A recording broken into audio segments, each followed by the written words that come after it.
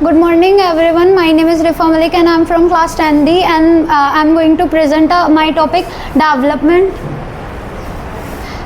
The list of contents are introduction, income and other goals, national development, comparing countries, income and other criteria, public facilities, human development report, sustainable development and conclusion. सबसे पहले क्या development क्या होता है, तो सबसे पहले development क्या होता है तो इकोनॉमी, सोसाइटी और लाइफस्टाइल में जो इम्प्रूवमेंट और प्रोग्रेस होता है उसको ही हम डेवलपमेंट कहते हैं। और डेवलपमेंट डिफ़र करता है पर्सन टू पर्सन, मतलब उनके डेवलपमेंट गोल डिफ़र करता है पर्सन टू पर्सन। जैसे कि अगर हम एक एग्जांपल लें कि एक रिच बिजनेसमैन है, उसका डेवलपमेंट गोल है कि उसको टैक्स कम पे करना पड़े, और एक फार्मर का डेवलपमेंट गोल होता है कि वो उसकी जो क्रॉप है वो हाईली सेल हो सके। और जो ऐसा भी होता है कि कभी कभी किस सिचुएशंस में ऐसा भी होता है कि जो डेवलपमेंट हमारे लिए हो वो शायद दूसरे के लिए डेवलपमेंट ना हो, वो डिस्ट्रक्टिव भी हो सकता है। फॉर एग्जांपल अगर हम ले तो इंडस्ट्रीज जो होते हैं वो उनको डैम बनाना है, तो उसके लिए उनको स्पेस चाहिए, प्लेस चाहिए, और जिससे ज़्यादा इलेक्ट्रिसिटी आए और ज़्यादा वाटर सप्लाई हो। बट जो इस चीज़ को लेकर सफ़र कौन करेंगे? ट्राइबल्स लोग, क्योंकि उनको वहाँ से डिस्प्लेस होना पड़ेगा, तो वो उनके लिए डिस्ट्रक्टिव होगा और इंडस्ट्रीज़ के लिए वो डेवलपमेंट होगा। Incomes and other goal, income के साथ साथ अदर गोल्स भी इम्पोर्टेंट होता है।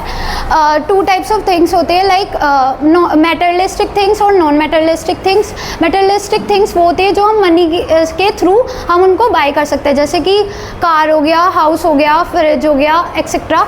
और नॉन मैटेरियलिस्टिक थिंग्स होते हैं जो हम मनी के थ्रू नहीं बाय कर सकते, जैसे कि सिक्योरिटी होगी, फ्रीडम हो गया, रेस्पेक्ट हो गया, ठीक है। तो इसलिए इनकम इम्पोर्टेंट नहीं होती कुछ चीज़ों में, और मोस्टली कुछ केसेस में पीपल्स जो होता है वो नॉन मटेरियलिस्टिक थिंग्स को ज़्यादा इम्पोर्टेंस देते हैं, ठीक है। जैसे फॉर एग्ज़ाम्पल अगर कोई अबोर्ड में है, वो जॉब करता है और उसकी हाईली पे हो रहा है वो, लेकिन उसको वहाँ पर जॉब सिक्योरिटी नहीं मिल रही, उसको वहाँ पर रेस्पेक्ट नहीं मिल रही, वहाँ पर डिस्क्रिमिनेशन हो रहा है, तो वो प्रेफर करेगा कि जहाँ पर उसको लव और केयर और जॉब सिक्योरिटी मिले, वो उस जॉब को ज़्यादा प्रेफर करेगा। नेशनल डेवलपमेंट जैसे कि हमने अभी ऊपर बात करी कि डिफरेंट पर्सन के डिफरेंट गोल्स होते हैं, ऐसे ही इस तरह यहाँ पर भी डिफरेंट पीपल के डिफरेंट नोशंस होते हैं डेवलपमेंट, कंट्री के डेवलपमेंट के लिए, ठीक है। जैसे कि और जो मतलब नेशनल डेवलपमेंट का मतलब है the ability of a country to improve the living standard of its citizen, okay. फिर वो इंक्लूड्स करता है एवरेज इनकम, मतलब पर कैपिटा, और एजुकेशन और हेल्थ केयर फैसिलिटीज़। अभी हम नेशनल डेवलपमेंट के बारे में बात कर रहे थे, अब हम कंट्रीज़ को कंपेयर करेंगे कि किस बेसिस पर कंट्रीज़ को कंपेयर किया जाता है। तो बेसिकली कंट्रीज़ को इनकम के बेसिस पर कंपेयर किया जाता है, और वर्ल्ड बैंक कंपेयर करता है कंट्रीज़ को on the basis of per capita income, मतलब इसका निकालने का एक फॉर्मूला है total income of a country is divided by total population, और हायर पर कैपिटा जिसकी होगी वो उतना ही मोर डेवलप्ड कंट्री होगा।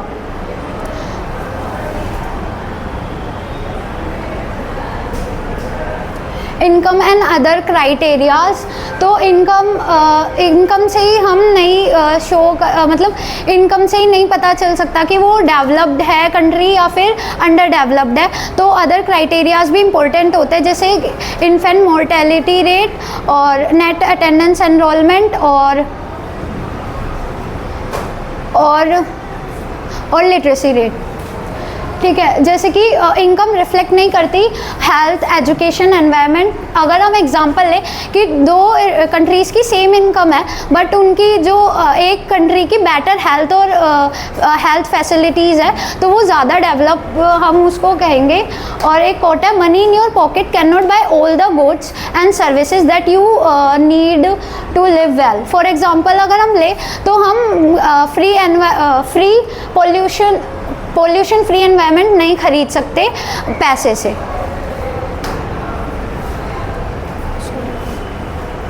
अगर हम देखें table per capita income of slacks की, हरियाणा, यहाँ पर हमने एज एग्जांपल लिया केरला, बिहार कि हरियाणा की सबसे ज़्यादा पर कैपिटा इनकम है, उसके बाद केरला की पर कैपिटा इनकम ज़्यादा है, फिर सबसे लीस्ट में जो आता है वो 40 बिहार है।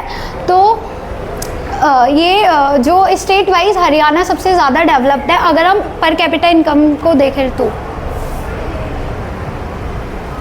फिर अगर हम अदर क्राइटेरियाज़ को देखें तो जो केरला है उसकी इन्फेंट मोर्टेलिटी रेट बहुत कम है, मतलब वहाँ पर वो ज़्यादा हेल्दी है, वहाँ पे ज़्यादा न्यूरिस्ड पीपल्स है। और जस्ट बिकॉज क्योंकि वहाँ पर वो ज़्यादा पढ़े लिखे, लिटरेसी रेट वहाँ का हाई है, इसलिए। इन्फेंट मोर्टेलिटी रेट क्या होता है, वो इंडिकेट्स करता है the number of children that die before the age of 1 year as a proportion of 1000 life children born in that particular year. फिर आता है लिटरेसी रेट, मेज़र करता है the proportion of literate population in the 7 and above age group. Then next net attendance ratio आता है, is the total number of children of age group of 15 to 17 year attending school as a percentage of a total number of children in the same age group. फिर public facilities आती है, वो public facilities वो facilities होती है जो सारे citizens को प्रोवाइड किया जाता है बाय द गवर्नमेंट उनके वेलबींग के लिए। जैसे कि एग्जांपल अगर हम ले एजुकेशन, हेल्थ फैसिलिटीज़ और फूड सिक्योरिटी। कुछ स्टेट में पब्लिक डिस्ट्रीब्यूशन सिस्टम बहुत अच्छे से वर्क करता है, इसलिए वहाँ की IMR जो है वो लो होती है।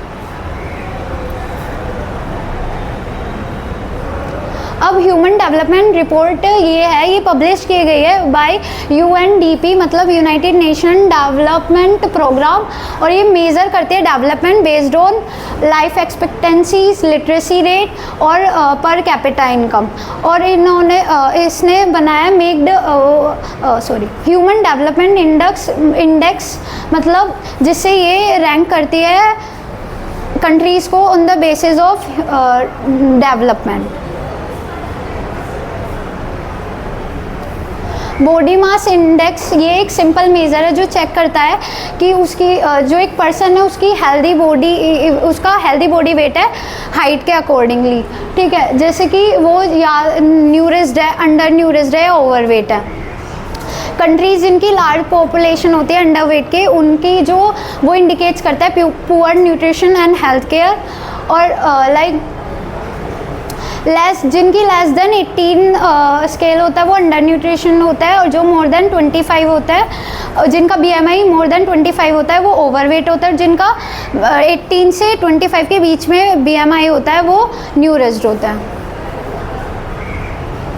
सस्टेनेबल डेवलपमेंट मतलब डेवलप करना बट अपने एनवायरनमेंट को नुकसान नहीं पहुंचाना, मतलब ओवर यूज़ ऑफ रिसोर्सेज जो है वो प्रॉब्लम क्रिएट करता है, जैसे कि पॉल्यूशन हो गया, क्लाइमेट चेंज हो गया, स्कैरेसिटी हो गया। हम ओवर यूज़ कर रहे हैं वाटर का और हम पेड़ भी काट रहे हैं, तो हमें फ्यूचर जनरेशन के लिए रिसोर्सेज को सेव करना है, जैसे कि अवॉइड करना है over using of ground water, forest and fossil fuels.